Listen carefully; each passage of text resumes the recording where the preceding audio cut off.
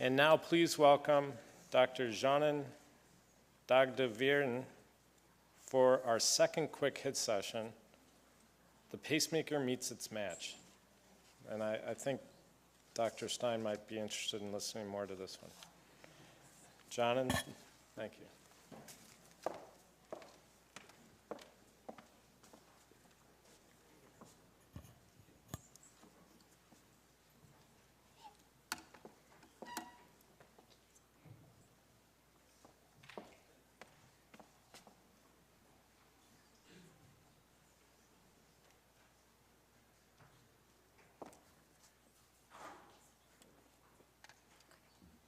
Good afternoon. My name is Canan. It's a great pleasure to be here. Thanks for having me here. I'm a fresh PhD. I just received my PhD from the University of Illinois, Urbana-Champaign. And I'm currently a postdoctoral researcher at MIT working with Robert Langer.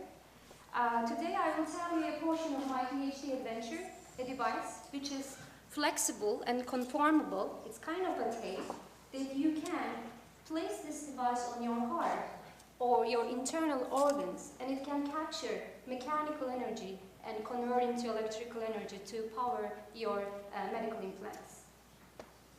I'm a physicist, material scientist, and device engineer. The relationship between my research and heart is personal. When I was 5 years old, I learned that my granddad had passed away from heart failure at the age of 28. And I promised myself to do something for heart patients, and I set my dream age as 28, and I did it. My research was completed, and it was published in PNAS, and it was recognized by the Illinois Innovation Prize. And recently, I have been named as Innovator of the Year 2014 by MIT Technology Review.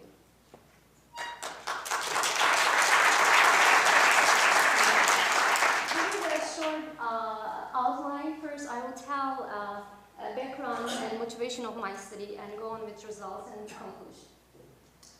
The heart is not only a symbol of romance, it is also a hardworking and vital organ to maintain human life.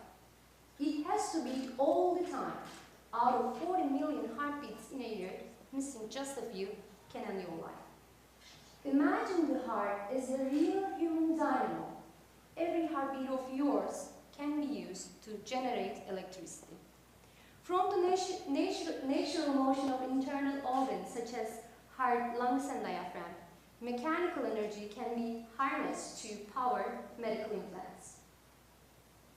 Active implantable biomedical devices rely on battery power. When the batteries are depleted, the devices must be removed. I have focused on the operation of cardiac pacemakers, extending battery life of a pacemaker, or eliminating the need for replacement would spare patients from repeated operations and any resulting surgical complications. Pacemakers are not always active, but when a heart stops beating, they are vitally important.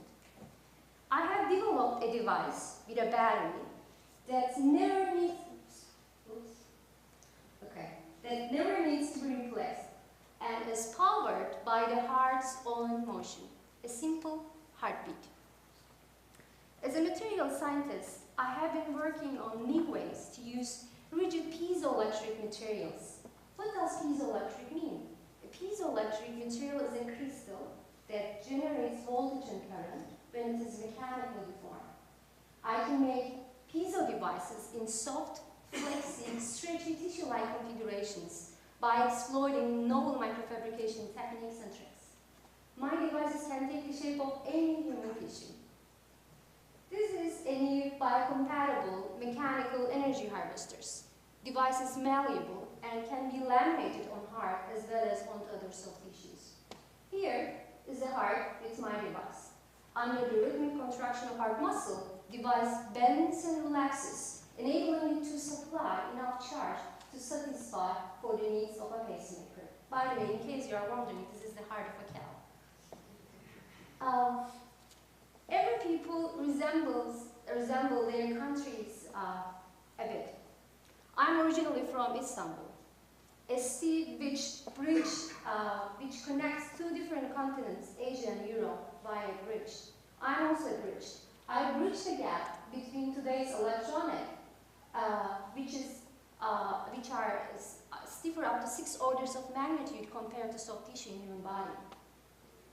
The direction of the research, my research is motivated by the observation that all known forms of biology are soft, elastic, curvilinear, and time dynamic, whereas all known forms of electronic technology are rigid, planar, and brittle. As a result, there are few challenges in mechanics mismatch and geometric performance mismatch when you want to integrate these two systems.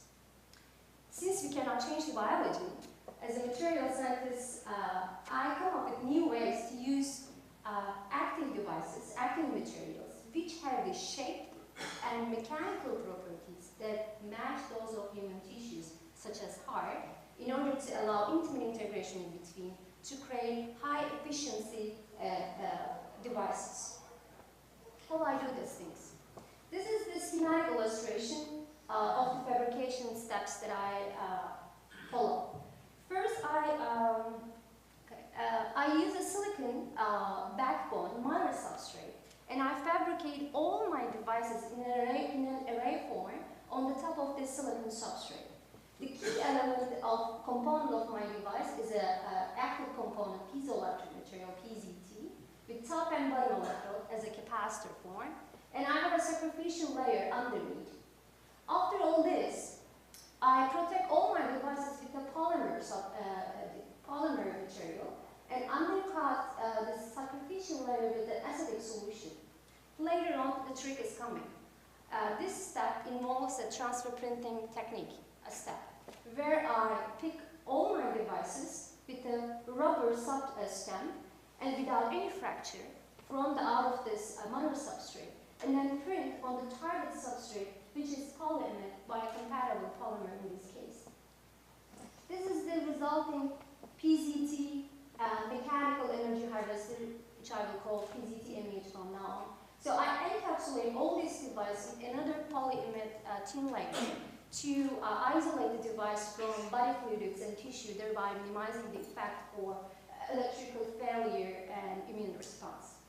As a screen of biocompatibility, we grow smooth muscle cell on the top of this whole device and check the viability assay. As you can see, this green thing shows the live cells, where the small red one shows the dead cell. And the microfilament of the muscles, which are red ones, the skeleton of the cells, and the blue is the nuclei, and the green point shows the local adhesive points. And you can see that from the scanning electron microscopy image, the cells spread all over the device without any agglomeration. And you can, again, see the healthy cells numbers over time with a controllable setup and on the top of the device, which suggests there is no detectable toxicity over time. This is the in vitro evaluation. For this case, actually in this step, I'm talking with my device and I'm asking my device, if I value with certain displacement and frequency, how much voltage and current that I will get from you, so that I can know the power generation and go for the in vivo evaluations and tests. So to do this step, I designed the bending stage, which is computer controllable system. And we clip the two ends of the device and bend it with certain displacement. And in this case, I work closely with mechanical engineers at Northwestern University, and we come up with a theoretical model as well. As you can see, experimental results capture very well by the theory. And we can see the strain mapping on the top of the PZT while we bend it, and it yields a buckling shape when you bend it like that. And when you bend it, you get a positive response, a voltage and corresponding current. And when you release it, again, because of the dipole changes within the crystal, which I mentioned before, you get a negative response, which means that your device is talking with you and it's giving you some power over time. And not only producing voltage and current, we can also store this energy, because we don't need to use this energy all the time. So what I did, I first imagined this cartoon where I have my PZT MEH and then a rectifier to buffer the energy and micro battery. And then I fabricated it. It's exactly the same. So now you can see the voltage output across the microbattery over time, over cycling time when you cycle the device, you can see the voltage output increases and coming a threshold volt, which is 3.6 volt for this particular microbattery. And when you focus this small red region, you can see the expected step size behavior during the bending and unbending as we showed before. And later on, I work with heart surgeons at the University of Arizona, and we affix the devices on beating heart with the medical sutures at 3 different focal points. And we pick 3 different locations, epicardial locations, such as right ventricle, left ventricle, and free wall, to find the optimum location which gives the maximum output power. As you can see from RV, LV, and free wall results, RV yields better voltage responses than the other cases because I learned it. RV is a box shape with concave free wall, and it ejects the blood primarily by shortening its free wall, thereby increasing more strain to the PCT, my device, so that voltage and current will be more than normal. Not only this, some of ours are big, some of are very tiny, so our heart mass is different. So to mimic this, we picked 2 different animals, bovine and wine. And for this particular research, bovine heart was the twice massive mass than ovine. And as you can see, once your heart is big, your extension and relaxation is more than the small heart. So again, the same phenomena, you give more strain to PCT and create larger voltages compared to in these 2 cases. Bovine yields more voltage than the ovine case. We also did more experiments. We stimulate the heart with the external pacemaker and also a sort of drugs which is called the vitamin, just increase the force of contractility of heart and also frequency to check if the device is stable for the severe cases. Not only heart, lung and diaphragm are also optional organs that you can generate power. From the respiratory movements, when you inhale and exhale, again, the strain occurs on the device, and you can get voltage, negative and positive voltages, as we observed from in vitro and in vivo tests. Later on, as we cannot walk with open chest, we have to close the chest. So here we show that when the chest is open and closed, still our voltage output from the device stable, and there is no degradation over time. And here is the suture part that I learned, and I sutured this part, so it's very special for me. I always point it out, when I do the presentation. And in this concept, as we can get enough voltage when the chest is closed, now it is important to check the magnitude of the power that you can get from the device. By engineering the device layout in such a way, with different PCT and EH on the top of each other, you can boost up your power generation, because they are in capacitor form. So basically, if you connect 2 capacitors in a series form, you increase your voltage output. Here, with 5 PCT and EH on the top of each other, we can generate time average power density as large as 1.2 microwatt per centimeter square, which is sufficient enough to drive a modern pacemaker. And as a conclusion, I show you a biocompatible ultra-thin, first of its kind, mechanical energy harvester from the internal organs. And it's conformal, and we can use it as a multi-layer configurations to generate sufficient energy for different applications, not only for cardiac pacemaker as well. And we can generate and store the energy even at your chest as closed.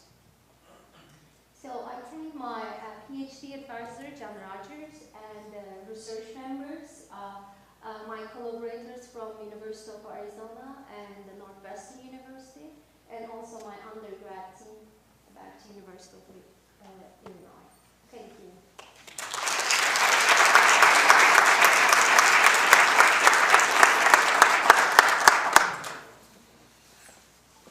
Thank you. If I would have known and seen the presentation before, which I had not, I would have said the pacemaker meets its patch, not its match. So that was very good. Excellent work, and we really look forward to seeing you back here again for our innovation series. Right now we're going to take a little break, network a little. We'd like to get back here for the competition award ceremony that we're going to do at 2:50. So if you get back here by 2:45, that'd be great. Thanks for all your attention, and then we're going to wrap up with our keynote speaker. Thank you.